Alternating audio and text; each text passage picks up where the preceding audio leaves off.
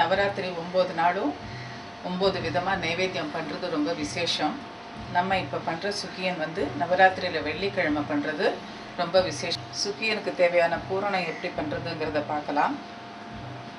கடலைப்பருப்பை நல்லா வேக வச்சு மசிச்சு வச்சுருக்கேன். தண்ணியெல்லாம் வடிகட்டி மசிச்சு வச்சுருக்கேன். 1 பங்கு கடலைப்பருப்புக்கு 3/4 பங்கு வெல்லம், அப்புறம் ஏலக்காய் தூள் வாசனை. இப்போது வாணலியில் கொஞ்சம் 1 ஸ்பூன் நெய் விட்டுக்கலாம்.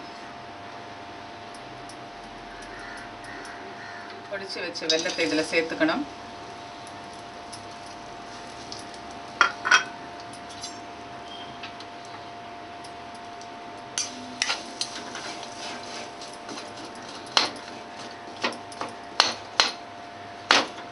இந்த வெல்லத்தோடவே நம்ம மசிச்சு வச்சிருக்கிற கடலைப்பருப்பையும் சேர்த்துக்கணும்.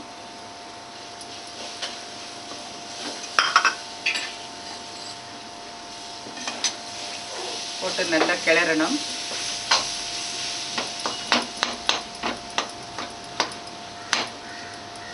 வெல்லமெல்லாம் நல்லா உருகி சேர்ந்து வர வரைக்கும் நம்ம கிளறணும்.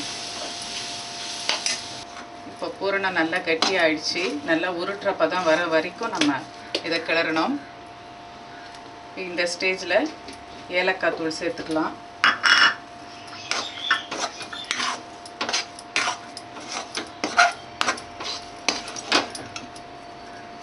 பூரணம் ரெடி ஆயிடுச்சு. இதை ஆற விட்டு ரவுண்டாக பால் மாதிரி பண்ணி நம்ம சுக்கியன் எப்படி பண்ணுறதுங்கிறத பார்க்கலாம். இப்போ மேல் மாவுக்கு மைதா மாவு, அதோட கொஞ்சம் அரிசி மாவு,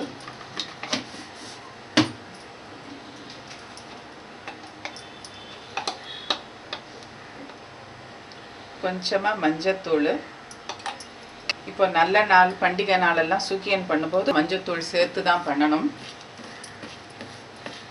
நல்லா கலந்து விட்டு கரைச்சிக்கணும்.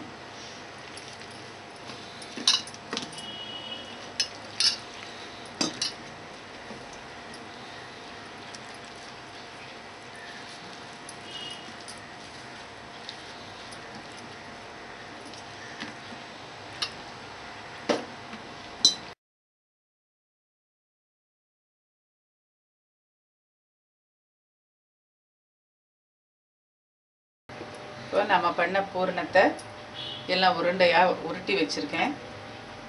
இப்போ இந்த மாதிரி கரைச்ச மைதா மாவில் போட்டு